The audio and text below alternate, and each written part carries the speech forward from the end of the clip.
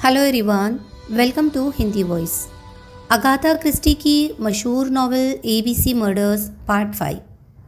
Inspector Crome Scotland Yard में अपने दफ्तर में था। उसकी मेज़ पर पड़ा टेलीफोन धीरे से बजा तो उसने उसे उठाया। जेकब्स बोल रहा हूँ सर, एक नौजवान आया है जो कहता है कि आपको उसकी बात ज़रूर सुननी चाहिए। इंस्पेक्टर क्रोम ने सांस भरी। औसतन 20 लोग हर रोज़ आ रहे थे एबीसी केस के बारे में कोई अहम जानकारी लेकर। कई तो पागल ही थे, कईयों के इरादे अच्छे थे और वे सच में समझते थे कि उनकी जानकारी कीमती थी। सार्जेंट जेकब्स को इंसानी छलनी का काम करना था, मोटे तथ्यों को अपने तक रखकर बारीकियों को अपने बड़े अफसर तक पहुंचाने का काम। ठीक है जेकब्स, वो बोला, उसे भेज दो। कुछ ही मिनटों में इंस्पेक्टर के दरवाजे पर दस्तक हुई और सार्जेंट जेकब्स एक लंबे, थोड़े बहुत आकर्षक नौजवान को साथ लिए अंदर आया। ये टॉम हैरिंगटन है सर। इनके पास हमें बताने को कुछ है जिसका असर एबीसी केस पर पड़ सकता है। इंस्पेक्टर खुशी खुशी खड़ा हो गया और उससे हाथ मिलाया। गुड मॉर्निंग मिस्टर हैरिंगटन, बैठो, सिगरेट पियोगे? टॉम हैरिंगटन अटपटा सा महसूस करता हुआ बैठ गया और कुछ डरते हुए उसकी ओर देखा, जिसे वो मन ही मन बड़े लोगों में से एक मानता था। इंस्पेक्टर के बाहरी रंग रूप ने उसे कुछ निराश किया। वह देखने में बिल्कुल साधारण था। तो तुम्हारे पास हमें बताने के लिए कुछ है जो केस पर असर डाल सकता है, कहो, क्रोम ने कहा। टॉम ने घबराहट में बोलना शुरू किया। हो सकता है ये कुछ भी न हो, ये सिर्फ मेरा विचार है। हो सकता है मैं आपका समय ही बर्बाद कर रहा हूँ। उसका फैसला हम ही कर सकते हैं। तुम तथ्य बताओ हैरिंगटन। ऐसा है सर, मेरी एक दोस्त है, उसकी माँ किराए पर कमरे देती है अप कैम्पटन टाउन में। उनकी तीसरी मंजिल का पीछे का हिस्सा एक वर्ष से ज़्यादा से कस्ट नाम के एक शख्स को किराए पर दिया हुआ है। कस्ट है? जी सर, एक अधेड़ आदमी, मानसिक रूप से थोड़ा कमज़ोर और ऐसा जो समाज में थोड़ा निचले दर्जे पर आ गया हो। ऐसा इंसान जो मक्खी को भी न मारे। और मैं कभी कल्पना भी न करता कि कुछ गलत है, अगर एक अजीब बात न होती। कुछ गड़बड़ाए ढंग से अपने को एक दो बार दोहराते हुए टॉम ने ह्यूस्टन पर कस्ट के साथ अपनी मुलाकात और टिकट के गिर जाने वाली घटना का विवरण किया। सर, आप इसे कैसे भी देखें, यह हास्यास्पद है। मेरी दोस्त लिली को पूरा यकीन है कि उसने चैल्टनम कहा था और उसकी माँ का भी यही कहना है। वह कहती है कि जिस दिन वह गया उस दिन सुबह ही उसके साथ इस बारे में बात करना अच्छी तरह याद है। जाहिर है कि उस समय मैंने इस बात को ज़्यादा महत्व नहीं दिया। लिली ने कहा कि वह आशा करती है कि उसने यह नाम डॉन कैस्टर जाते हुए एबीसी हत्यारे से नहीं चुराया था। और फिर वह बोली कि संयोग से वह पिछले अपराध के समय चर्स्टन की तरफ ही था। मैंने हंसते हुए पूछा, क्या वह उससे पहले बेक्सहिल में था? और वह बोली कि वह यह तो नहीं जानती कि वह वहाँ था, मगर था बाहर कहीं समुंदर तट पर ही।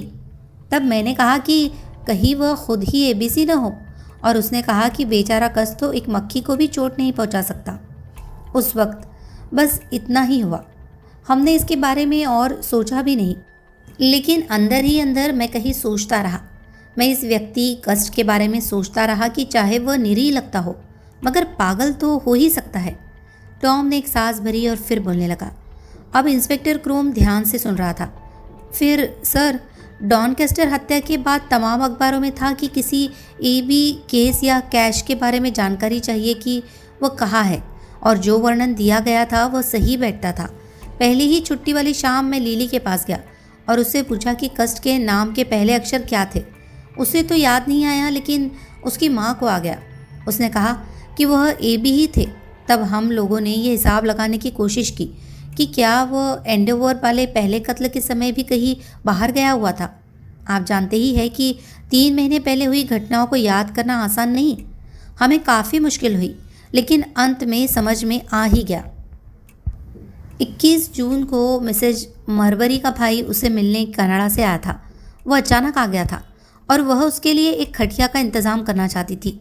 तो लिली ने सुझाव दिया कि चूंकि कस्ट बाहर गया हुआ था, इसीलिए उसकी खटिया बर्ट स्मिथ को दी जा सकती थी। मगर मिसेज मरबरी मान नहीं रही थी, क्योंकि उसका कहना था कि यह उसके किराएदार के प्रति सही नहीं होगा और वह हमेशा सही काम करना चाहती है। मगर हमें तारीख तो पक्की पता लग गई, क्योंकि बर्ट स्मिथ का जहाज़ उसी दिन साउथैम्पटन में रुका था।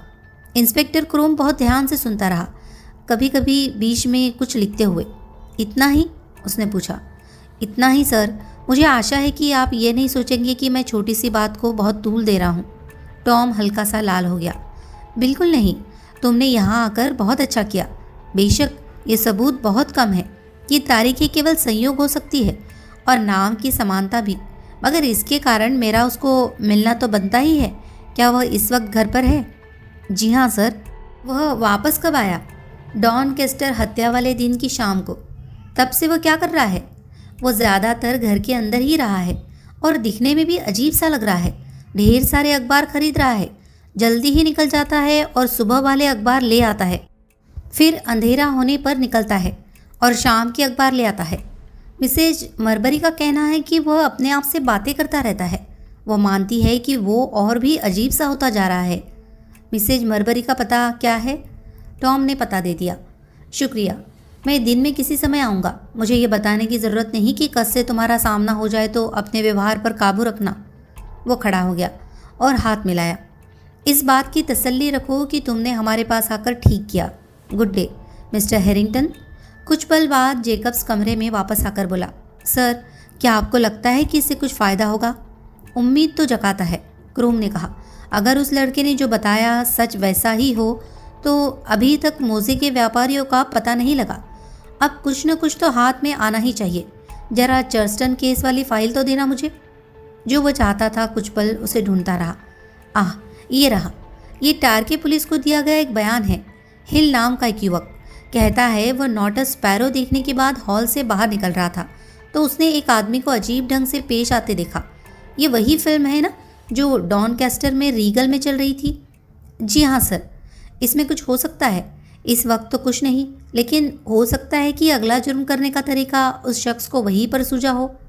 हमारे पास हील का नाम और पता है। उसका बताया हुआ उस व्यक्ति का हुलिया अस्पष्ट सा है, मगर मेरी स्ट्राउड और टॉम हैरिंगटन के वर्णन से काफ़ी मिलता है। उसने सोचते हुए सिर हिलाया।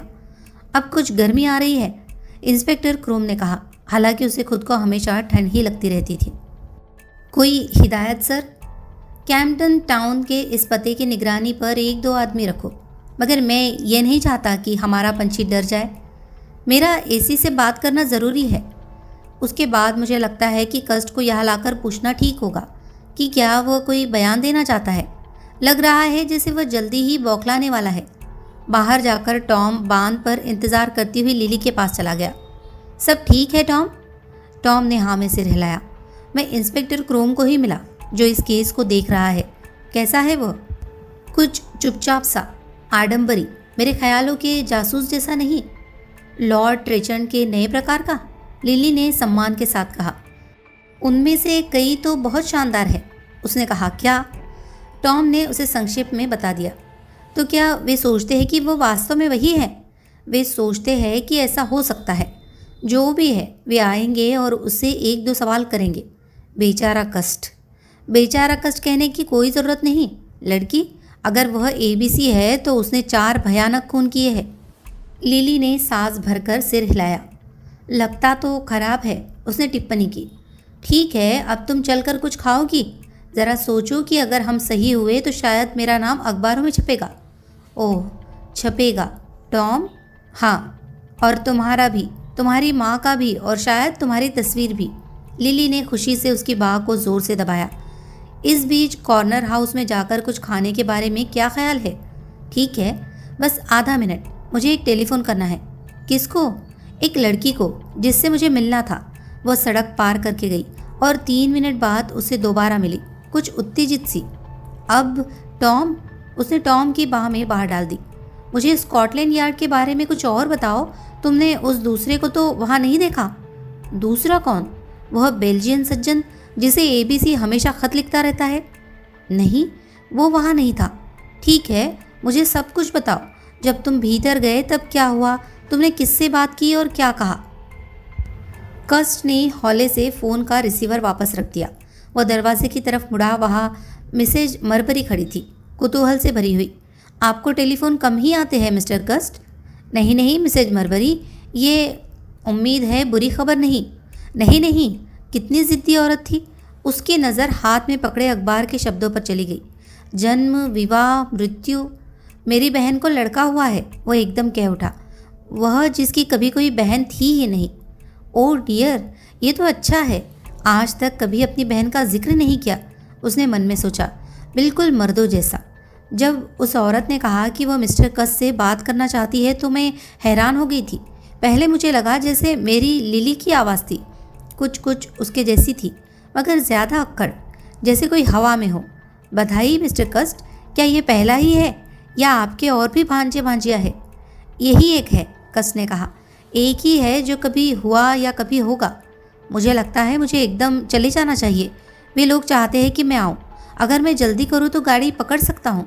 वो जल्दी जल्दी सीढ़ियाँ चढ़ने लगा तो मिसेज मरबरी ने पुकार कर कहा, क्या आप ज़्यादा समय के लिए बाहर रहेंगे? नहीं, सिर्फ 2 या 3 दिन बस। वह अपने कमरे में चला गया। मिसेज मरबरी रसोई घर में चली गई, छोटे बच्चे के बारे में सोचती हुई। पिछली रात टॉम और लिली और तारीखों को याद करना, ये साबित करने के लिए कि कस्टी व शैतान एबीसी था, केवल उसके नाम के शुरू के अक्षरों और कुछ संयोगों के कारण। मुझे नहीं लगता कि वे इस बात को लेकर गंभीर थे, उसने राहत से सोचा, और मुझे उम्मीद है अब वे अपने पर लज्जित हो रहे होंगे। कस्ट के इस कथन ने भी उसकी बहन के बच्चा हुआ था। मिसेज मरबरी के मन से अपने किराएदार की सच्चाई के बारे में शक दूर कर दिए थे। लिली की रेशमी शमीज़ को प्रेस करने के लिए, प्रेस का तापमान देखने के लिए उसे अपने गाल से लगाते हुए मिसेज मरबरी ने सोचा, उम्मीद है उस बेचारी को अधिक तकलीफ नहीं हुई होगी। उसका मन प्रसव संबंधी बातों की ओर दौड़ने लगा। कस चुपचाप नीचे आया, हाथ में एक बैग पकड़े। एक पल के लिए उसकी आंखें टेलीफोन पर रुकी। दिमाग में वो छोटा सा वार्तालाप गूंजने लगा। आप बोल रहे हैं मिस्टर कस्ट? मुझे लगा कि शायद आपको ये जानने में दिलचस्पी होगी कि स्कॉटलैंड यार्ड से एक इंस्पेक्टर आपसे मिलने आ सकता है। उसने खुद क्या कहा था याद नहीं। शुक्रिया, शुक्रिया माय डियर, मेहरबानी, कुछ ऐसा ही। लड़की ने उसे फ़ोन क्यों किया? क्या वह समझ गई होगी, या क्या वह चाहती थी कि इंस्पेक्टर के आने तक वह अंदर ही रहे? लेकिन उसे ये कैसे पता कि इंस्पेक्टर आ रहा था? और उसकी आवाज़, उसने अपनी माँ से तो अपनी आवाज़ छुपा ली थी। लगता था जैसे वह जानती थी, लेकिन अगर उसे पता होता तो वह, हो भी सकता है। औरतें अजीब होती है, उम्मीद से ज़्यादा क्रूर और उम्मीद से ज़्यादा मेहरबान भी। उसने एक बार लिली को एक चूहे को चूहेदानी से बाहर निकालते हुए देखा था। एक दयालु लड़की, एक दयालु सुंदर लड़की। वह हॉल में कोट और छातों से भरे स्टैंड के पास रुका। क्या वह? रसोई से आ रही हल्की सी आवाज़ सुनकर उसने फैसला कर लिया, नहीं, इतना वक्त नहीं था। हो सकता है मिसेज मरबरी बाहर आ जाए। उसने सामने का दरवाज़ा खोला और बाहर निकलकर उसे बंद कर दिया। अब कहा, एक और meeting, assistant commissioner, inspector Crome, Poirot और मैं। इसी कह रहा था, मौजू की एक बड़ी बिक्री की जांच पड़ताल करने की आपकी सलाह अच्छी थी मिस्टर पायरो। पायरो ने हाथ फैला दिए। इसके संकेत थे वह आदमी आम एजेंट नहीं हो सकता था। ऑर्डर लेने की बजाय वह सीधा बेच रहा था। क्या अब तक सब कुछ साफ साफ समझ आ गया इंस्पेक्टर? मेरे ख्याल में सर। क्रोम ने फाइल देखी। क्या मैं अब तक के हालात बयान करूं? हाँ, मेहरबानी करके। मैंने चर्स्टन, पेंगटन और टार्के में पता लगाया है। मुझे उन लोगों की सूची मिल गई है जिनके पास वह गया और मोज़े बेचने की कोशिश की। मैं इतना ज़रूर कहूँगा कि उसने सब कुछ बड़ी अच्छी तरह किया। टॉर स्टेशन के पास पीट नाम के छोटे से होटल में ठहरा। कत्ल वाली रात 10 बजे होटल वापस आया। हो सकता है चर्स्टन से 9:57 पर गाड़ी पकड़ी हो जो 10:20 पर टॉर पहुंचती हो। उसके हुलिये से मिलता कोई भी गाड़ी में या स्टेशन पर नहीं देखा गया, मगर उस शुक्रवार को गाड़ियाँ बहुत भरी हुई थी। उसी तरह बेक्सिल में द ग्लोब में ठहरा अपना असली नाम बताकर। लगभग 1 दर्जन लोगों को मोज़े पेश किए, मिसेज बर्नर्ड को भी और जिंजर कैट में भी। शाम को जल्दी ही होटल छोड़ दिया। अगली सुबह लगभग 11:30 बजे लंदन पहुंचा। एंडोवर में भी वैसे ही फेदर्स में ठहरा। मिसेज फ्रोलर को मोज़े दिखाए, उसके बाद मिसेज एशर को, और उसी गली में आधा दर्जन दूसरे लोगों को। जो जोड़ा मिसेज एशर के पास था वो मैंने उसकी भतीजी से ले लिया, बिल्कुल कस्ट के माल जैसा। बहुत अच्छा, एसी बोला। जो जानकारी हमें मिली उस पर अमल करते हुए मैं हेरिंगटन द्वारा दिए गए पते पर गया, लेकिन मालूम हुआ कि कस्ट आधा घंटा पहले ही वहाँ से जा चुका था। मुझे बताया गया कि उसे एक टेलीफोन आया था। उसकी मकान मालकिन ने बताया कि ऐसा पहली बार हुआ था। कोई साथी? इसी ने सुझाया। बिल्कुल नहीं, पायरो बोला। ये अजीब बात है। वो बोलते बोलते रुका तो हम सब ने कौतूहल से उसकी ओर देखा। उसने सिर इधर उधर घुमाया और इंस्पेक्टर ने आगे कहा, जिस कमरे में वो रहता था मैंने उसकी अच्छी तरह छानबीन की। उस छानबीन से शक दूर हो गया। मैंने वहाँ वैसे ही कागज़ों का पुलिंदा पाया जैसे कागज़ों पर खत लिखे गए थे। ढेर सारी होजरी और जिस अलमारी में होजरी जमा की गई थी उसी आकार का एक और पार्सल, जिसमें होजरी नहीं बल्कि 8 ABC रेलवे गाइड थी। पक्का सबूत? इसी ने कहा। मुझे कुछ और भी मिला है, इंस्पेक्टर बोला। उसकी आवाज़ में जीत का भाव था। आज सुबह ही पता लगा सर। फिर भी बताने के लिए वक्त खराब नहीं। उसके कमरे में छुरे का नामो निशान नहीं था। कोई महामूर्ख ही उसे अपने साथ वापस लाता, पायरो ने टिप्पणी की। आखिर वो कोई समझदार इंसान तो है नहीं, इंस्पेक्टर ने कहा।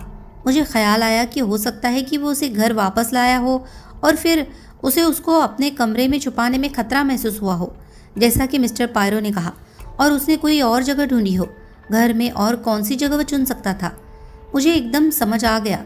हॉल में पड़े स्टैंड को हिलाया नहीं जाता। बहुत मुश्किल से मैंने उसे दीवार से परे हटवाया और वह वही था। छुरा, इसमें कोई शक नहीं। उस पर अभी भी सूखा हुआ खून लगा है। बहुत अच्छे क्रोम, एसी ने प्रशंसापूर्वक कहा। अब हमें केवल एक चीज़ चाहिए। वह क्या? वह शख्स खुद। हम उसे पकड़ लेंगे सर, घबराए नहीं। इंस्पेक्टर के स्वर में विश्वास था। आप क्या कहते हैं मिस्टर पायरो? पायरो ख्यालों से बाहर आया। क्षमा चाहता हूँ। हम कह रहे थे कि उस आदमी को पकड़ना अब केवल समय की बात है। क्या आप सहमत हैं? ओह हाँ, बेशक। उसकी आवाज़ इतनी अनमनी सी थी कि सब हैरानी से उसकी ओर देखने लगे। क्या कोई बात आपको सता रही है मिस्टर पायरो? एक बात है जो मुझे परेशान कर रही है। वह है कारण, मकसद। लेकिन वो आदमी पागल है, एसी अधीरता से बोला। मैं समझता हूँ मिस्टर पायरो का मतलब क्या है, क्रोम बचाव करता हुआ बोला। वो सही है, ज़रूर किसी तरह का पागलपन होगा। मुझे लगता है कि इस बात का जवाब तीव्र हीन भावना में होगा, सताए जाने का भाव भी होगा। और अगर ऐसा है तो मिस्टर पायरो को इसके साथ जोड़ा जा सकता है। उसे ये गलतफहमी हो सकती है कि मिस्टर पायरो को खास उसे ढूंढ निकालने के लिए तैनात किया गया है, इसी बोला। आजकल ऐसा ही शब्दजाल इस्तेमाल किया जाता है। मेरे ज़माने में अगर आदमी पागल था तो पागल था, और हम उसे नरमी से कहने के लिए कोई शब्द नहीं ढूंढते थे। मेरा ख्याल है कि आज का आधुनिक डॉक्टर ABC जैसे आदमी को नर्सिंग होम में भेजने की सलाह देगा और फिर 45 दिन तक उसे कहेगा कि वह कितना अच्छा आदमी है और फिर उसे एक जिम्मेदार शहरी मानकर वहाँ से बाहर कर देगा। पायरो मुस्कुराया, बोला कुछ नहीं। मीटिंग खत्म हो गई। जैसा तुमने कहा क्रोम, उसे पकड़ना अब सिर्फ थोड़े समय की बात है। हम उसे पहले ही पकड़ सकते थे अगर वह दिखने में इतना मामूली न होता, इंस्पेक्टर बोला। हमने अच्छे भले आम लोगों को यूं ही डराए रखा। पता नहीं इस पल वह कहाँ होगा, असिस्टेंट कमिश्नर बोला। कस्ट एक सब्जी वाले की दुकान पर खड़ा था। वह सड़क के पार एकटक देख रहा था। हाँ, ये वही था। मिसेज एशर, अखबार और सिगरेट आदि की दुकान। खाली खिड़की में एक सूचना पट था, किराए के लिए, खाली, बेजान। माफ़ कीजिए सर। सब्जी वाले की पत्नी कुछ नींबू उठाने का प्रयास कर रही थी। वह क्षमा मांगते हुए एक तरफ हट गया। धीरे धीरे वो वहाँ से परे चला गया, शहर की मुख्य सड़क की ओर। मुश्किल था, बहुत मुश्किल। अब जब उसके पास बिल्कुल पैसे नहीं बचे थे, पूरा दिन खाने को कुछ न मिलने के कारण अजीब सा लगने लगता है और सिर में भी अजीब सा हल्कापन। उसने अखबार की एक दुकान के बाहर इश्तहार देखा। ABC केस, खूनी अभी भी खुला छूटा हुआ, मिस्टर हरक्यूल पायरो के साथ मुलाकातें। कस्ट ने खुद से कहा, पता नहीं वो जानता है या। वो फिर चलने लगा। खड़े होकर इश्तहार को देखते रहने में कोई दुख नहीं, उसने सोचा। मैं और ज़्यादा देर इस तरह नहीं चल सकता। कदम के आगे कदम, चलना भी कितनी अजीब चीज़ है। कदम के आगे कदम, एकदम हास्यास्पद।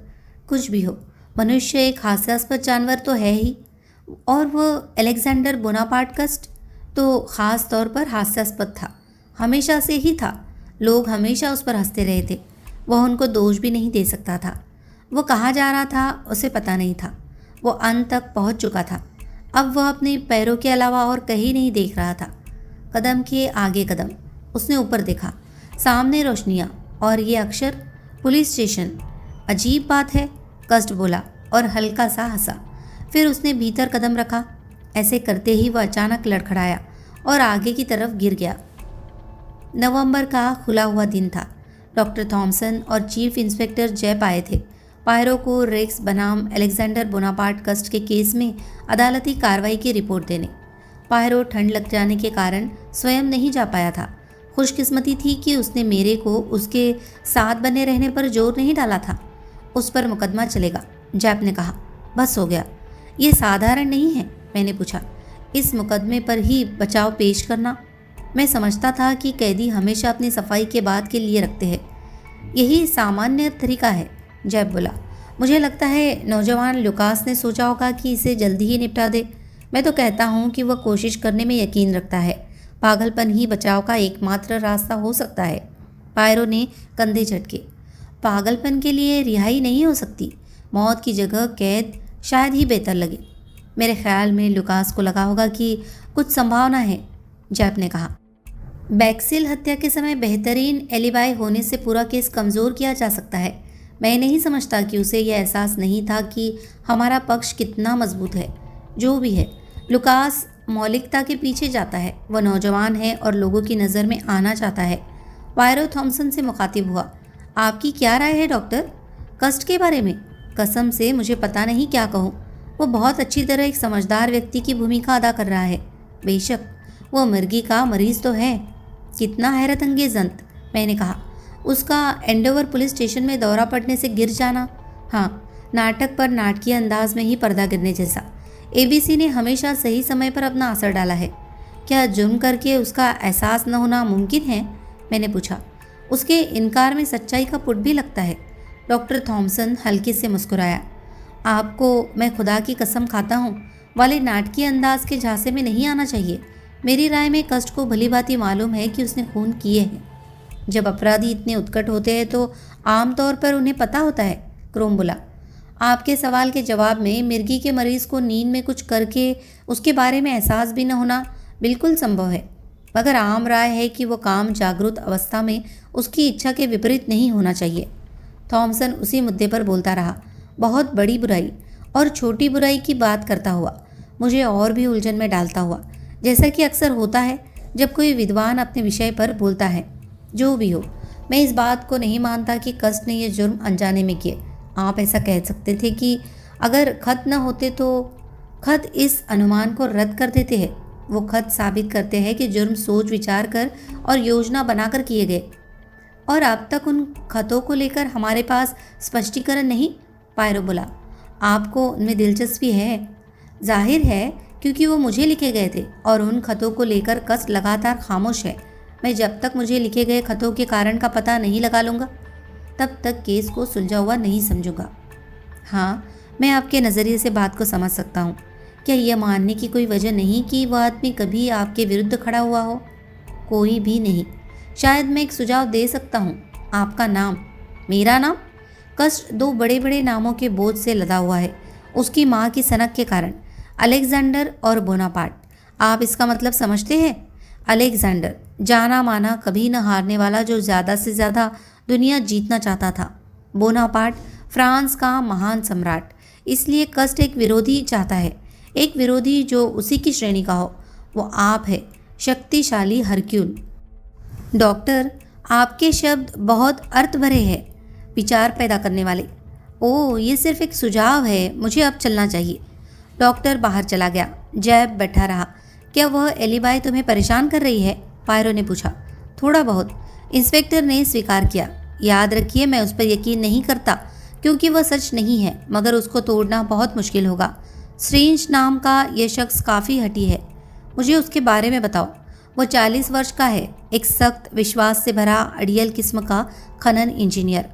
मेरी राय में उसी ने जोर दिया होगा कि अब उसकी गवाही ली जाए। वह चिली जाना चाहता है। वो आशा करता होगा कि मामला तुरंत निपट जाएगा। मैं जितने लोगों को आज तक मिला हूँ, कस्ट उनमें सर्वाधिक आशावादी व्यक्तियों में से एक है। मैं बोला, ऐसा आदमी जो ये मानना पसंद नहीं करेगा कि वह गलत है।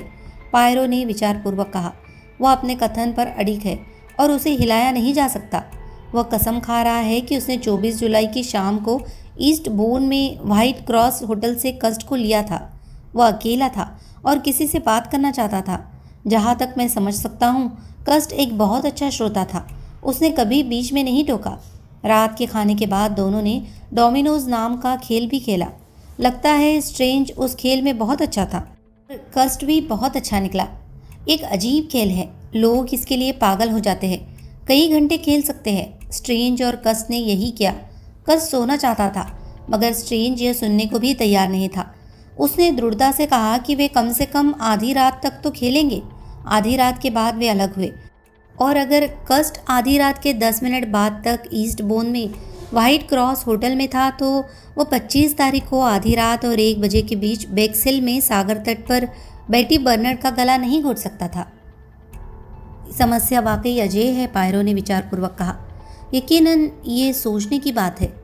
इसने क्रोम को सोचने के लिए मजबूर कर दिया है। जैब बोला, क्या यह आदमी इस ट्रेन से इस बात को लेकर पूरी तरह निश्चित है? हाँ, वो बहुत ज़िद्दी है और ये कह पाना मुश्किल है कि इस बात में कमज़ोरी कहाँ है। मान लो कि स्ट्रेंज को गलती लग रही है और वह आदमी कस्ट नहीं था, तो वह यह क्यों कहेगा कि उसका नाम कस्ट था? होटल के रजिस्टर में लिखावट ठीक है। आप ये नहीं कह सकते कि वह अपराधी का साथी है। पागल हत्यारों के साथी नहीं हुआ करते। क्या लड़की बाद में मरी? डॉक्टर अपनी गवाही पर अटल है। और वैसे भी कस्ट को ईस्टबोर्न होटल से छुपकर निकलने और लगभग 14 मील दूर बेक्सिल पहुंचने में वक्त तो लगता ही है। बेशक ये समस्या तो है, पायरो ने कहा। सच कहा जाए तो इससे कोई फर्क नहीं पड़ना चाहिए। डॉनकेस्टर हत्या में कस्ट हमारे शिकंजे में है। खून के दागों वाला कोट, छुरा, वहाँ बचाव का रास्ता कोई नहीं। और आप किसी जूरी को उसे छोड़ने के लिए प्रभावित नहीं कर सकते। मगर हाँ, स्ट्रेंज की गवाही से एक बहुत अच्छा केस बिगड़ जाता है। उसने डॉनकेस्टर हत्या की है, उसने जस्टन हत्या की है, उसने एंडोवर हत्या की है, तो जहन्नुम में जाए। उसने बेक्सिल हत्या भी ज़रूर की होगी, लेकिन मैं समझ नहीं पा रहा कैसे। सिर हिलाता हुआ वह उठा और खड़ा हुआ। पायरो, तुम्हारे लिए यही मौका है, वह बोला। क्रोम धुन में है। अपने सेल्स, दिमाग के तंतुओं पर जोर डालो जिनके बारे में मैं इतना सुनता आया हूँ। हमें बताओ कि उसने ये कैसे किया। जब चला गया। क्यों पायरो? मैंने कहा। क्या तुम्हारे दिमाग के सेल्स ये काम कर सकते हैं? मेरे सवाल का जवाब पायरो ने एक और सवाल से दिया। तुम बताओ हेस्टिंग्स, क्या तुम समझते हो कि केस खत्म हो गया? हाँ, व्यावहारिक रूप से तो हमने अपराधी को पकड़ लिया है। ज़्यादातर सबूत भी हमारे पास है, सिर्फ कुछ बारीकियाँ रह गई है। पायरो ने असहमति से सिर हिलाया। केस खत्म हो गया है? केस? हेस्टिंग्स, ये शख्स ही केस है। जब तक हम उसके बारे में सब कुछ नहीं जान लेते, रहस्य उतना ही गहरा रहेगा। जीत सिर्फ इसलिए नहीं हो जाती कि हमने उसे कटघरे में खड़ा कर दिया है, मगर हमें उसके बारे में काफ़ी जानकारी है। हम कुछ नहीं जानते। हम ये जानते हैं कि वह कहाँ पैदा हुआ था। हम जानते हैं कि वह युद्ध में गया था और उसके सिर में छोटा सा जख्म हो गया था, और यह भी कि उसे मिर्गी के कारण सेना से बर्खास्त कर दिया गया था। हम जानते हैं कि वह 20 वर्ष तक मिसेज मरबरी का किराएदार था। हम जानते हैं कि वह शर्मिला और चुपचाप रहने वाला है। हम जानते हैं कि उसने बड़े सोचे समझे ढंग से हत्या करने की योजना बनाई और उस पर अमल भी किया। हम जानते हैं कि उसने कई मूर्खतापूर्ण गलतियां भी की। हम जानते हैं कि उसने निर्दयता से कत्ल किए। हम जानते हैं कि वह इतना रहमदिल भी था कि किसी और पर अपने गुनाहों का दोष नहीं आने दिया। अगर वह बिना किसी बाधा के कत्ल करना चाहता तो कितना आसान था किसी और पर इल्ज़ाम आने देना। क्या तुम देख नहीं पा रहे कि उस आदमी में कितने अंतविरोध है? मूर्ख और चतुर, क्रूर और रहमदिल, और ये कि कोई एक ऐसा प्रबल तत्व होगा जो उसके इन गुणों को मिलाता होगा। हाँ, अगर तुम उसे एक मनोवैज्ञानिक केस के रूप में ले लो तो मैंने कहना शुरू किया। ये केस शुरू से और रहा भी क्या है। मैं तब से ही अपना रास्ता टटोल रहा हूँ हत्यारे को समझने के लिए। और हेस्टिंग्स, मुझे अब एहसास हो रहा है कि मैं उसे बिल्कुल नहीं जानता। मैं कुछ भी समझ नहीं पा रहा हूँ। शक्ति के लिए लालसा, मैंने कहना शुरू किया। हाँ, इससे काफ़ी कुछ समझा जा सकता है, लेकिन मुझे इससे तसल्ली नहीं। ऐसी बातें हैं जो मैं जानना चाहता हूँ। उसने ये हत्याएं क्यों की? क्यों उसने विशेष रूप से वही लोग चुने? वर्णमाला के अनुसार, मैंने बोलना शुरू किया। क्या बेक्सिल में बेटी बर्नर्ड ही अकेली थी जिसका नाम बी से शुरू होता था? बेटी बर्नर्ड, मुझे कुछ समझ आ रहा था। वह सच होना चाहिए, वह ज़रूर सच होगा। लेकिन अगर ऐसा है तो वह कुछ देर चुप रहा। मैं दखल नहीं देना चाहता था। सच तो यह है कि शायद मैं सो गया था। मैं जागा तो पायरो का हाथ मेरे कंधे पर था। प्यारे हेस्टिंग्स, उसने स्नेह से कहा, मेरे फरिश्ते। इस अचानक इज्जत अफजाई को मैं समझ नहीं पाया। ये सच है, पायरो फिर बोला। हमेशा हमेशा तुम मेरी मदद करते हो, तुम मेरे लिए खुशकिस्मती लाते हो, मुझे प्रेरणा देते हो। इस बार मैंने तुम्हें कैसे प्रेरणा दी? मैंने पूछा। जब मैं अपने से ही कुछ सवाल कर रहा था तो मुझे तुम्हारी कही एक बात याद आ गई, एक साफ चमकता नज़रिया लिए। मैंने एक बार तुमसे कहा नहीं था कि तुम्हारे में स्पष्ट दिखाई देने वाली बात को कह देने की प्रतिभा है, और मैंने स्पष्ट बात को ही नज़रअंदाज कर दिया। और मेरी ये तेजस्वी बात क्या है? मैंने पूछा। वह हर चीज़ को क्रिस्टल की तरह साफ कर देती है। मुझे अपने सारे सवालों के जवाब मिल गए हैं। मिसेज एशर, सर कार्माइल, डॉनकास्टर हत्याओं का कारण, और सबसे अहम हरक्यूल पायरो का कारण। मेहरबानी करके खुलासा करोगे? अभी नहीं, पहले मुझे थोड़ी सी जानकारी और चाहिए, जो मुझे अपने विशेष दल से मिल जाएगी, और फिर जब मुझे एक खास सवाल का जवाब मिल जाएगा, मैं जाकर एबीसी से मिलूंगा। आखिरकार हम आमने सामने होंगे, एबीसी और हरक्यूल पायरो, दो विरोधी। उसके बाद? मैंने पूछा। उसके बाद, पायरो बोला, हम बात करेंगे। बहुत बहुत शुक्रिया हेस्टिंग्स। जिस आदमी के पास छिपाने को कोई राज हो, उसके लिए बातचीत से ज़्यादा खतरनाक और कुछ नहीं होता। मुझे एक बार किसी फ्रांसीसी ने कहा था कि इंसान ने बोलचाल की खोज इसलिए की ताकि वह सोच न सके। जो वो छुपाना चाहता है उसका पता लगाने के लिए एक अचूक तरीका है। कोई भी इंसान, हेस्टिंग्स, अपने को और अपने व्यक्तित्व को जाहिर करने का मौका छोड़ नहीं सकता, और ये मौका बातचीत देती है। हर बार वह अपने को जाहिर कर ही देता है। तुम क्या आशा करते हो कि कस तुम्हें क्या बताएगा? हरक्यूल पायरो मुस्कुराया। एक झूठ, वह बोला, और उससे मुझे सच का पता चल जाएगा। अगले कुछ दिन पायरो बहुत व्यस्त रहा। वह रहस्यमय ढंग से गायब हो जाता, बहुत कम बात करता, अपने आप ही भ्रुकुटियाँ चढ़ाता, और उसके अनुसार जो प्रतिभा मैंने पहले दिखाई थी उसे लेकर मेरे सामान्य कुतूहल को दूर करने के लिए लगातार मना करता रहा। उसके रहस्य में आने जाने में मुझे साथ रहने को नहीं कहा गया, जिसे लेकर मैं नाराज़ था।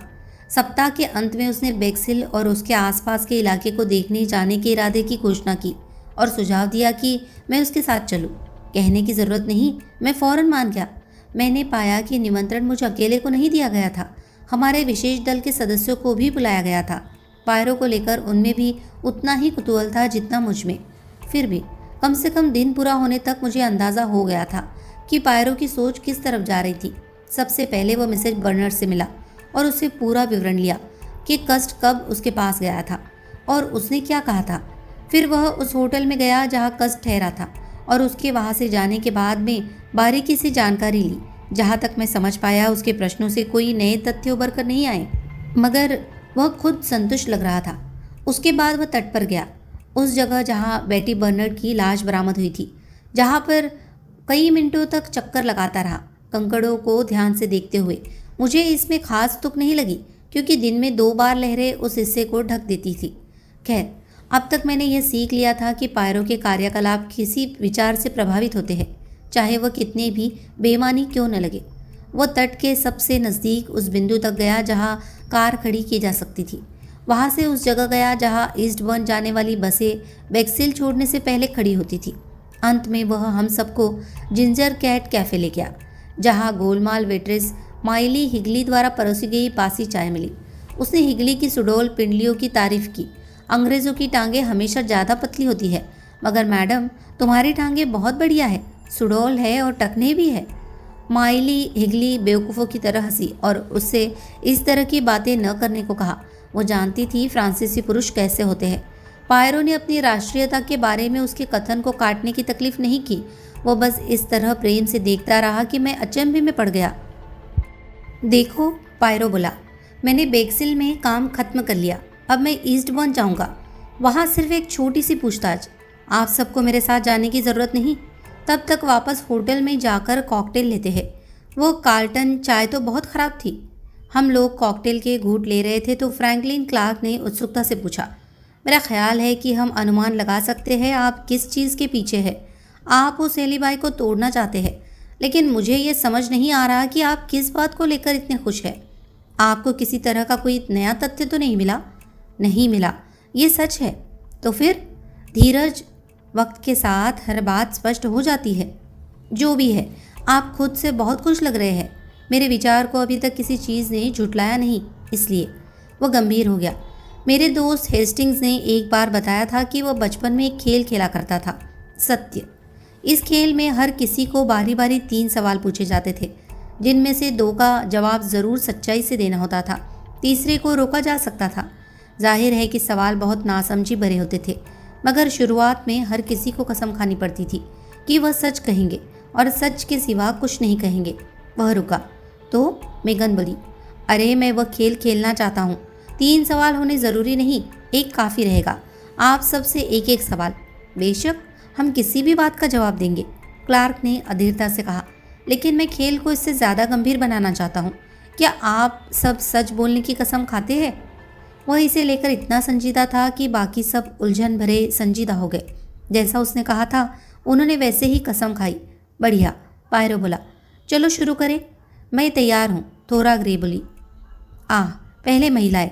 इस बार ये बहुत शालीन नहीं होगा, कहीं और से शुरू करते हैं। वो फ्रैंकलिन क्लार्क से मुखातिब हुआ।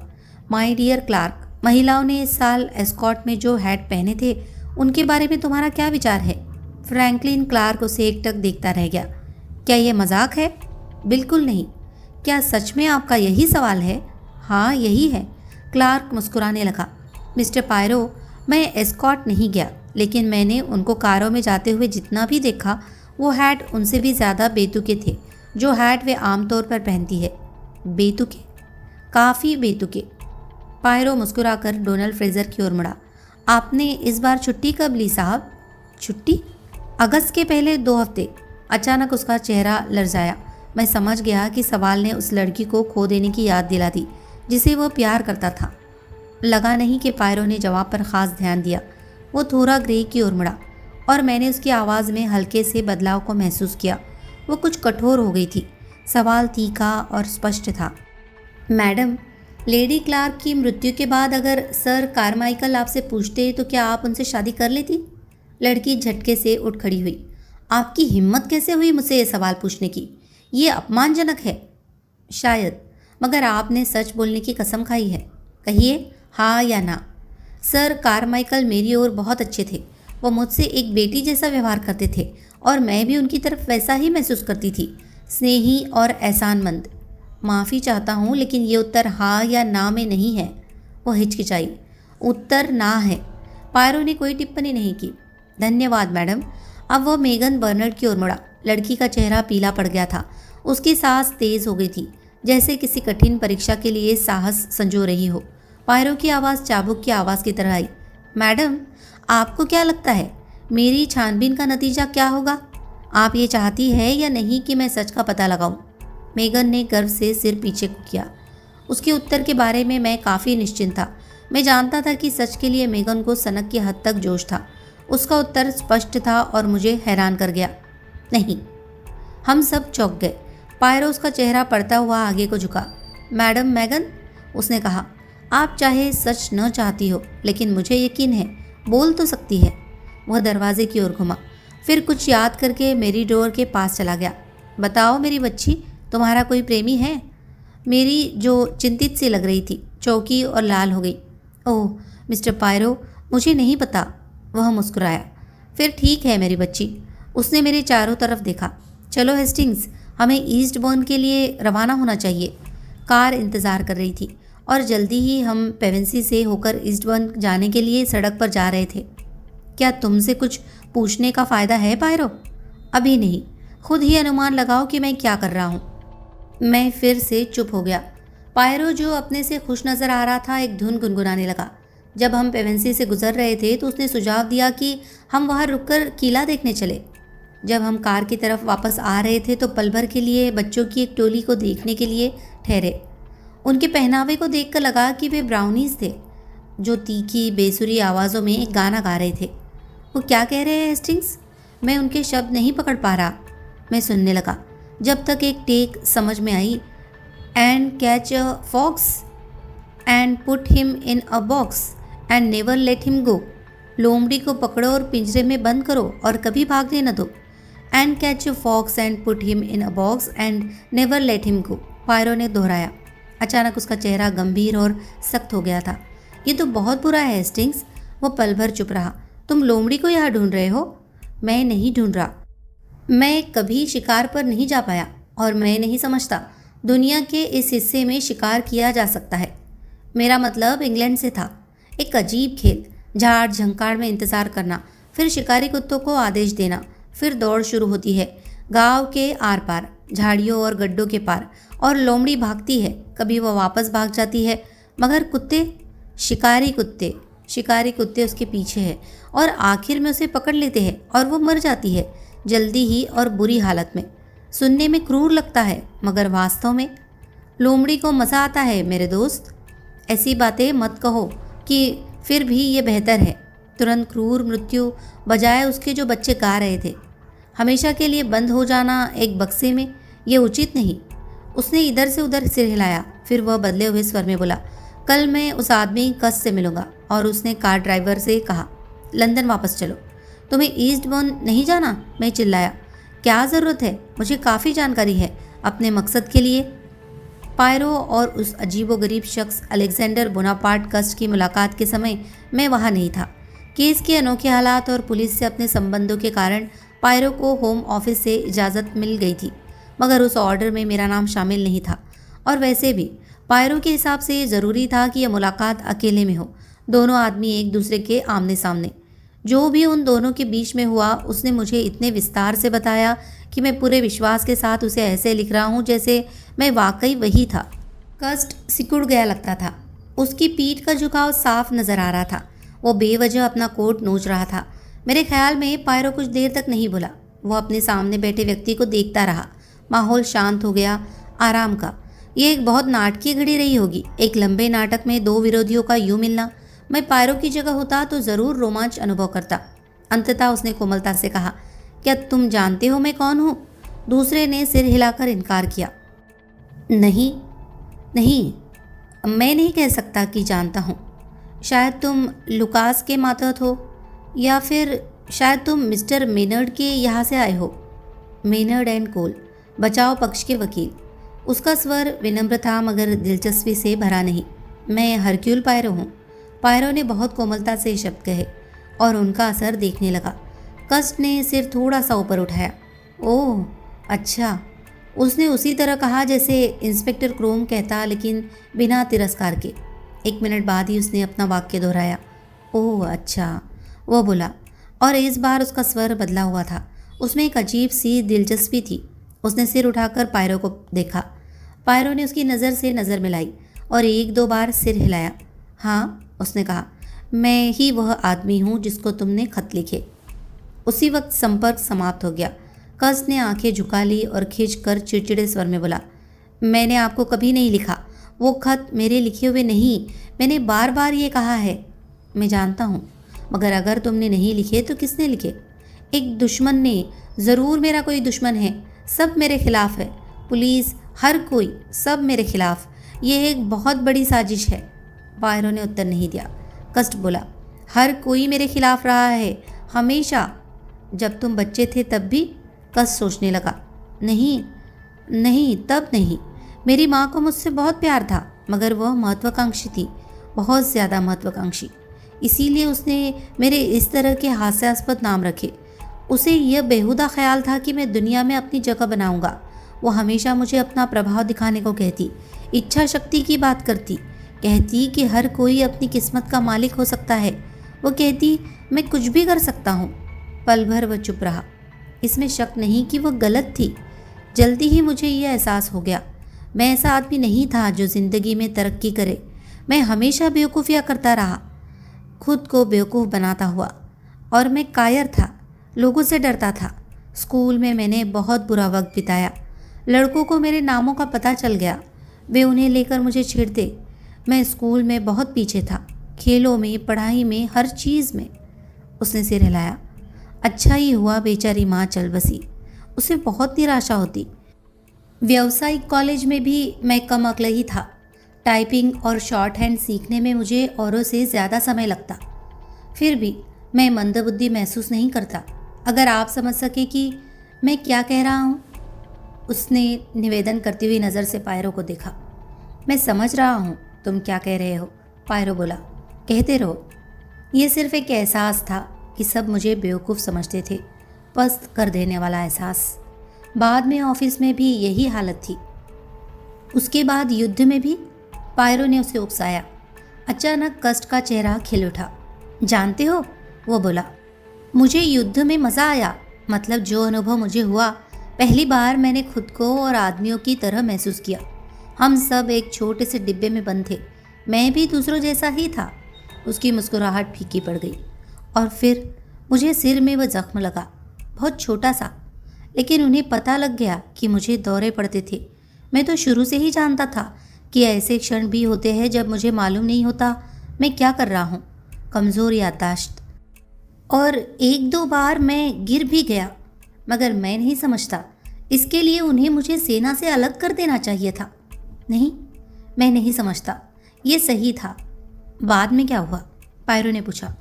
मुझे एक क्लर्क की नौकरी मिली। इसमें शक नहीं कि तब पैसा अच्छा मिलता था। युद्ध के बाद मेरी हालत बुरी नहीं थी, तनख्वाह ज़रूर कम थी और मैं आगे नहीं बढ़ पा रहा था। तरक्की के समय मुझे पीछे छोड़ दिया जाता। बहुत मुश्किल हो गया, सच में मुश्किल, खासकर मंदी के समय। सच कहूँ तो मेरे पास केवल इतना ही था कि जिंदा रह सकूं। और एक क्लर्क को बाहर से अच्छा दिखाना होता है। जब मुझे ये मौजू का काम मिला, तनख्वाह के साथ कमीशन भी। मगर तुम जानते हो ना कि जिस फर्म के बारे में तुम कहते हो कि उन्होंने तुम्हें नौकरी दी, वह इससे इनकार करते हैं। कष्ट उत्तेजित हो गया, क्योंकि वे इस षड्यंत्र में शामिल है। ज़रूर शामिल होगे, वह कहता रहा। मेरे पास सबूत है, लिखित सबूत। मेरे पास उनकी चिट्ठियाँ है कि मुझे कहाँ कहाँ जाना है और किन किन लोगों से मिलना है। लिखित नहीं, टाइप किया हुआ सबूत। एक ही बात है, थोक में सामान बनाने वाले अपनी चिट्ठियाँ टाइप ही करते हैं। क्या तुम जानते नहीं कष्ट कि एक टाइपराइटर की पहचान की जा सकती है? वो सारे खत एक ही मशीन पर लिखे गए थे। उससे क्या, वो मशीन तुम्हारी अपनी थी जो तुम्हारे कमरे में मिली। मुझे वह कंपनी ने भेजी थी नौकरी की शुरुआत में। हाँ, मगर ये खत उसके बाद मिले थे। तो क्या इससे यह नहीं लगता कि वह खत तुमने खुद ही टाइप किए और खुद को ही डाक से भेजे? नहीं नहीं, ये सब मेरे खिलाफ षड्यंत्र का हिस्सा है, अकस्मात उसने जोड़ा। इसके अलावा उनके खत एक ही तरह की मशीन पर लिखे जाएंगे। एक तरह की, लेकिन एक ही मशीन पर नहीं, कष्ट ने हट से दोहराया। ये एक षड्यंत्र है। और अलमारी में जो एबीसी गाइड मिली, मैं उनके बारे में कुछ नहीं जानता। मैं समझता था वह सब मोज़े ही थे। तुमने एंडोवर में लोगों के नामों की सूची में मिसेज एशर के नाम के आगे निशान क्यों लगाया? क्योंकि मैंने उसे शुरुआत करने की सोची। कहीं से तो शुरुआत करना ही होता है। हाँ, ये सच है, कहीं से तो शुरुआत करना ही होता है। कष्ट कुछ नहीं बोला, वो काँप रहा था। मैंने कुछ नहीं किया, वह बोला। मैं बल्कि बेकसूर हूँ। यह सब एक गलतफहमी है। दूसरे अपराध को देखो जो बेक्सिल में हुआ। उस वक्त मैं ईस्ट बर्न में डोमिनोज खेल रहा था। ये तो आपको मानना पड़ेगा। उसकी आवाज़ में विजय का भाव था। हाँ, पायरो बोला। उसकी आवाज़ ऐसी थी जैसे सोच में डूबा हो, मुलायम। लेकिन कितना आसान है एक दिन गलती कर देना। और अगर आप मिस्टर स्ट्रेंज जैसे जिद्दी इंसान हैं तो आप गलत होने की संभावना को कभी नहीं मानेंगे। आपने जो कहा उसी पर अड़े रहेंगे। वह इसी तरह का आदमी है। और होटल का रजिस्टर, उस पर हस्ताक्षर करते वक्त गलत तारीख डाल देना बहुत आसान है। बहुत मुमकिन है कि उस वक्त कोई उस पर ध्यान नहीं देगा। मैं उस शाम डोमिनोज खेल रहा था। मुझे लगता है तुम डोमिनोज बहुत अच्छा खेलते हो। इससे कष्ट कुछ गड़बड़ा गया। मैं हाँ, अच्छा खेलता हूँ। ये बहुत तल्लीन कर देने वाला खेल है जिसमें बहुत कारीगरी चाहिए। ओह, उसमें बहुत कारीगरी है, बहुत कारीगरी। हम शहर में दोपहर के खाने के समय बहुत खेलते थे। आप हैरान हो जाएंगे ये जानकर कि एकदम अजनबी भी इस खेल में नज़दीक आ जाते हैं। वो हंसा। मुझे एक आदमी याद है, उसने मुझे एक बात कही जिसके कारण मैं उसे कभी नहीं भूला। हम कॉफ़ी पीते हुए बातें कर रहे थे और हमने डोमिनोज खेलना शुरू कर दिया। 20 मिनट बाद मुझे लगने लगा जैसे मैं उस आदमी को जीवन भर से जानता हूँ। उसने तुम्हें क्या बताया? कष्ट के चेहरे पर बदली सी छा गई। उसने मुझे परेशान कर दिया, बुरी तरह। वह हाथ में किस्मत लिखी होने की बात कर रहा था। उसने मुझे अपना हाथ दिखाया और वो लकीरें दिखाई जो बताती थी कि वह 2 बार डूबता डूबता बचा। तब उसने मेरा हाथ देखा और कुछ हैरान कर देने वाली बातें बताया कि मैं मरने से पहले इंग्लैंड के सबसे मशहूर लोगों में से एक होऊंगा। बताया कि पूरा देश मेरी बात करेगा। मगर उसने कहा कस्ट रोने लगा, हकलाया, कहो। पायरो की नज़र में एक चुंबकीय खिंचाव था। कस्ट ने एक सम्मोहित खरगोश की तरह उसकी ओर देखा, फिर परे देखा और फिर दोबारा उसकी तरफ। उसने कहा कि लगता है जैसे मेरी मृत्यु हिंसा से होगी। वह हंसा और बोला, ऐसा लगता है जैसे तुम फांसी के तख्ते पर मरोगे। और वह फिर हंसा और बोला कि यह सिर्फ एक मजाक था। अचानक वह चुप हो गया। उसकी आंखें पायरो के चेहरे से हट गई। वह इधर से उधर दौड़ने लगी। मेरे सिर में बहुत तकलीफ है। दर्द कभी कभी बहुत भयानक होता है और ऐसे लम्हे भी होते हैं जब मुझे पता नहीं होता। वह रोने लगा। पायरो आगे की ओर झुका। वह धीरे से मगर पूरे निश्चय से बोला, मगर तुम जानते हो ना कि तुमने हत्याएं की है। कस्ट ने ऊपर देखा। उसकी नज़र सीधी और स्पष्ट थी। विरोध करने का भाव जा चुका था। वह अजीब ढंग से शांत लग रहा था। हाँ, वो बोला, मैं जानता हूँ, लेकिन तुम ये नहीं जानते कि तुमने हत्याएं क्यों की। मैं ठीक हूँ ना? कस्ट ने इनकार में सिर हिलाया। नहीं, वो बोला, मैं नहीं जानता। हम सब पायरो का अंतिम स्पष्टीकरण सुनने के लिए सतर्क बैठे थे। पूरा समय मैं इस केस के क्यों को लेकर सोच में था। उस दिन हेस्टिंग्स ने मुझसे कहा कि केस खत्म हो गया था। मैंने जवाब दिया कि केस वह आदमी था। रहस्य हत्याओं का नहीं बल्कि एबीसी का रहस्य था। उसने ये हत्याएं करना क्यों ज़रूरी समझा? उसने मुझे अपने विरोधी के रूप में क्यों चुना? ये कहना कोई जवाब नहीं कि वह आदमी मानसिक रूप से हिला हुआ था। ये कहना कि एक व्यक्ति पागलपन वाली बातें इसीलिए करता है क्योंकि वह पागल है, बेवकूफ़ी है। एक पागल अपनी गतिविधियों में उतना ही समझदार होता है जितना एक आम आदमी, सिवाय उसके किसी भी एक चीज़ की तरफ विशेष झुकाव के। उदाहरण के लिए, अगर कोई आदमी बाहर जाकर सिर्फ लुंगी पहनकर ही आलती पालती मारकर बैठने पर तुल जाए तो उसका व्यवहार बेहद विचित्र या सनकी लगता है। लेकिन अगर आप एक बार ये समझ जाए कि उसको अपने महात्मा गांधी होने का पूरा विश्वास है तो उसका व्यवहार बिल्कुल उचित और तर्कसंगत लगने लगता है। इस केस में आवश्यकता थी एक ऐसे दिमाग के बारे में सोचना जिसके अनुसार 4 या अधिक हत्याएं करना और हरक्यूल पायरो को खत लिखकर उनकी सूची दे देना उचित और तर्कसंगत है। मेरा मित्र हेस्टिंग्स आपको बताएगा कि जिस घड़ी मुझे पहला खत मिला था मैं तभी से परेशान हो गया था। मुझे उसी वक्त लगा कि खत में कुछ था जो बहुत गलत था। आप सही थे, फ्रैंकलिन क्लार्क शुष्क आवाज़ में बोला। हाँ, मगर शुरुआत में ही मैंने एक संगीन गलती की। मैंने खत को लेकर अपनी भावना को एक विचार के स्तर पर ही रहने दिया। मैंने उसे ऐसे लिया जैसे वह सहज बोध था। एक संतुलित तार्किक मन में सहज बोध जैसी कोई चीज़ नहीं होती। प्रेरित अनुमान। बेशक आप अनुमान लगा सकते हैं और अनुमान सही भी हो सकता है और गलत भी। अगर वह सही होता है तो आप उसे सहज बोध कहते हैं। अगर वह गलत हो जाए तो आप दोबारा उसकी चर्चा नहीं करते। मगर जिसे हम आमतौर पर इंट्यूशन कहते हैं वो वास्तव में एक विचार होता है, तर्कसंगत निष्कर्ष और अनुभव पर आधारित।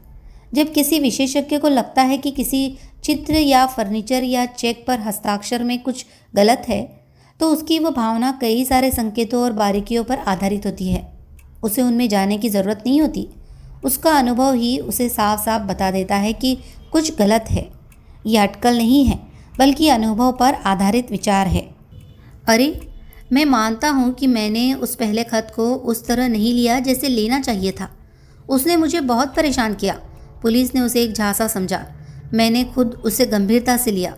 मुझे यकीन था कि जैसा लिखा गया था एंडोवर में ज़रूर एक हत्या होगी। और आप जानते हैं कि हत्या हुई। मुझे भली भांति एहसास हो गया कि उस वक्त ऐसा कोई संकेत नहीं था जिससे पता लग सके कि जुर्म करने वाला इंसान कौन था। मेरे लिए सिर्फ एक ही रास्ता खुला था, ये समझने की कोशिश करना कि किस प्रकार का आदमी यह काम कर सकता था। कुछ संकेत तो मिले थे। खत, हत्या करने का तरीका, मारा जाने वाला व्यक्ति।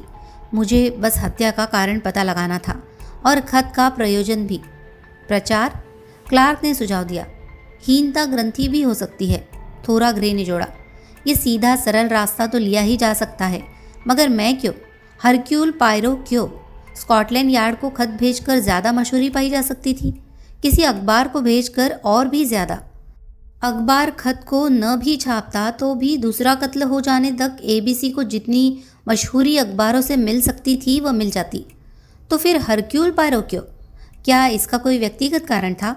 खत में विदेशियों के खिलाफ एक हल्का सा पूर्वाग्रह देखा जा सकता था, मगर इतना नहीं कि मुझे तसल्ली हो सके। फिर दूसरा पत्र आया और उसके शीघ्र बाद बेक्सिल में बेटी बर्नर्ड का खून हो गया। अब तो साफ हो गया, जैसा मुझे पहले से ही शक था कि खून वर्णमाला के आधार पर होगे। मगर इस बात ने भी मेरे मन में जो सवाल था उसे वैसे का वैसा ही रखा। एबीसी को ये खून करने की क्या ज़रूरत थी?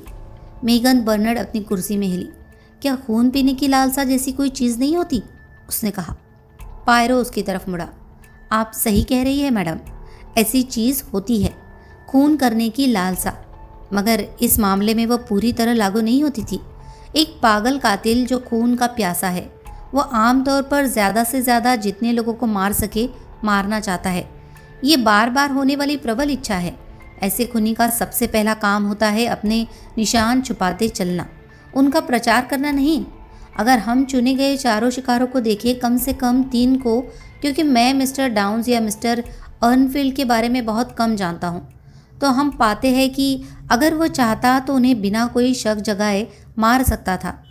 French Asher, Donald Fraser, Megan Bernard, शायद मिस्टर क्लार्क भी। ये वे लोग नहीं थे जिन पर पुलिस चेक करती, चाहे उन्हें सबूत नहीं भी मिलते। एक अनजान पागल हत्यारे की ओर ध्यान भी नहीं जाता। तो फिर हत्यारे को अपनी ओर ध्यान खींचने की ज़रूरत क्यों महसूस हुई? क्या हर एक लाश पर एबीसी गाइड छोड़ना एक मजबूरी थी? क्या यही लाचारी थी? क्या उसके मन में रेलवे गाइड को लेकर कोई गांठ थी? इस बिंदु तक मुझे हत्यारे के मन में झांकने का ख्याल भी नहीं आया। निश्चय ही यह बड़प्पन तो नहीं था, या किसी बेगुनाह पर अपराध की जिम्मेदारी मढ़ देने का डर। हालांकि मैं मूल प्रश्न का उत्तर तो नहीं दे सकता था। मुझे यह ज़रूर लगा कि मैं हत्यारे के बारे में कुछ बातें समझ रहा हूँ। जैसे कि? फ्रेजर ने पूछा। सबसे पहले यह कि उसका दिमाग सुनियोजित ढंग से चलने वाला था। उसके अपराध वर्णमाला के हिसाब से हो रहे थे। जाहिर था कि यह उसके लिए महत्वपूर्ण था। दूसरी ओर उसको कोई खास तरह के शिकारों में दिलचस्पी नहीं थी। Mrs Ascher, sir Carmichael Clarke, ये सब एक दूसरे से बहुत अलग थे। लिंग को लेकर भी कोई ग्रंथि नहीं थी, न ही आयु को लेकर, और यह मुझे बहुत अजीब लगा। अगर कोई आदमी इस तरह अंधाधुंध खून करता है तो अक्सर वह इसलिए कि हर उस इंसान को मिटा देता है जो उसके रास्ते में रुकावट हो या किसी तरह से उससे नाराज़ हो। मगर वर्णमाला के आधार पर आगे बढ़ना दिखाता था कि यहाँ ऐसा नहीं है। दूसरी तरह का कातिल एक खास प्रकार के शिकार चुनता है, ज़्यादातर विपरीत लिंग के। एबीसी के तरीके में कुछ था जो इत्तिफाकिया था, जो मुझे वर्णमाला के अनुसार चुनाव के उल्टा लगता था। इससे मैंने एक छोटा सा अनुमान लगाया। एबीसी गाइड के चुनाव ने मुझे रेलवे के बारे में सोचने वाले का ध्यान दिलाया। यह औरतों की बनिस्बत मर्दों में अधिक पाया जाता है। लड़कियों के मुकाबले में लड़के गाड़ियों को अधिक पसंद करते हैं। ये एक तरह से कम विकसित दिमाग का इशारा भी हो सकता था। तब भी इसमें लड़के का मूल भाव हावी था। बेटी बर्नर्ड की मृत्यु और उसके मरने के ढंग ने मुझे कुछ और संकेत दिए। उसके मरने का ढंग तो विशेष रूप से विचारोत्तेजक था। माफ़ी चाहता हूँ मिस्टर फ्रेजर, सबसे पहले तो उसी की बेल से उसका गला घोट दिया गया था। इसीलिए अवश्य उसे मारने वाला ऐसा व्यक्ति होगा जिसके साथ उसका दोस्ताना या प्यार का रिश्ता होगा। जब मैंने उसके बारे में जाना तो मेरे मन में एक चित्र बनने लगा। बेटी बर्नर्ड एक चुलबुली लड़की थी। उसे किसी आकर्षक पुरुष का ध्यान पाना अच्छा लगता था, इसीलिए उसे अपने साथ बाहर ले जाने के लिए एबीसी में कुछ आकर्षण तो ज़रूर रहा होगा। सेक्स अपील, वह संबंध शुरू तो कर सकता होगा, वह शुरुआत करने लायक तो होगा। मैं तट के दृश्य को इस प्रकार देखता हूँ। पुरुष बेटी की बैल की तारीफ करता है, वह उसे उतार लेती है। पुरुष उसे चंचल अंदाज में उसकी गर्दन के पास पास लपेट देता है और शायद कहता है, मैं तुम्हारा गला घोट दूंगा। यह सब खेल खेल में होता है। वह हंसती है और वह बेल खींच देता है। डोनाल्ड फ्रेजर उठ खड़ा हुआ। वह क्रोधित हो उठा था। मिस्टर पायरो, भगवान के लिए। पायरो ने हाथ से इशारा किया। बस खत्म हो गया, मुझे और कुछ नहीं कहना, खत्म हो गया। अब हम अगली हत्या की ओर बढ़ते हैं, सर कारमाइकल की हत्या। यहाँ खूनी अपने पहले तरीके को ही दोहराता है, सिर पर वार, वही वर्णमाला ग्रंथि। मगर मुझे एक बात परेशान करती है, एक सा ढंग अपनाने के लिए हत्यारे को शहर भी किसी विशेष क्रम से चुनने चाहिए थे। अगर एंडोवर सूची में ए अक्षर से शुरू होने वाला 155वां नाम है तो फिर बी अक्षर वाला 156वां होना चाहिए था और सी वाला 157वां। यहाँ शहर भी काफ़ी बेतरतीब ढंग से चुने गए लगते थे। कहीं इसलिए तो नहीं कि इस मामले में तुम्हें खुद पूर्वाग्रह है, मैंने सुझाया। आमतौर पर तुम खुद सलीके और नियम से काम करने वाले हो, तुम्हें यह बीमारी है। नहीं, ये बीमारी नहीं है। क्या ख्याल है? लेकिन हो सकता है मैं इस बात पर ज़्यादा जोर डाल रहा हूँ। चलो आगे बढ़े। जस्टिन अपराध ने मेरी ज़्यादा मदद नहीं की क्योंकि इसका ऐलान करने वाला ख़त भटक गया था, कोई तैयारी नहीं की जा सकी। मगर जब तक डी अपराध की घोषणा हुई, बचाव का एक दुर्जेय तरीका तैयार हो चुका था। ये स्पष्ट हो गया होगा कि एबीसी अब बहुत देर तक अपराध करके भाग नहीं सकेगा। यही नहीं, इसी बिंदु पर आकर मोज़ों का सुराग मेरे जहन में आया। ये तो स्पष्ट था कि हर बार घटनास्थल पर मोज़े बेचने वाले एक आदमी का होना संयोग नहीं हो सकता, इसीलिए मोज़े बेचने वाला ही हत्यारा होगा। मैं मानता हूँ कि मिस ग्रे द्वारा दिया गया हुलिया मेरे मन में बनी मिस बर्नर्ड का गला घोटने वाले आदमी की तस्वीर से मेल नहीं खाता था। अगले चरण मैं जल्दी जल्दी पार करूँगा। चौथा खून हो गया, जॉर्ज ईयरफील्ड नाम के एक व्यक्ति का खून।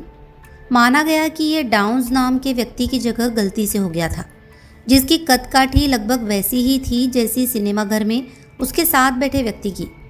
और अब आखिरकार ज्वार में बदलाव आ ही गया। घटनाएं एबीसी के अनुसार होने की बजाय उसके विपरीत होने लगी। वह पहचान लिया गया, उसका पीछा किया गया और अंत में वह पकड़ा गया। जैसा कि हेस्टिंग्स कहता है, केस खत्म हो गया। जहाँ तक आम लोगों की बात है, ये सही है। अपराधी जेल में है और जल्दी ही ब्रॉडमोर भी पहुँच जाएगा। अब और खून नहीं होंगे, बस अंत, विराम।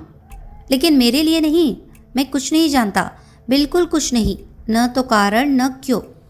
एक और छोटी सी परेशान करने वाली बात, कस्ट के नाम के आदमी के पास बेक्सिल हत्या वाले दिन की एलिबाई है, किसी और जगह होने का बहाना।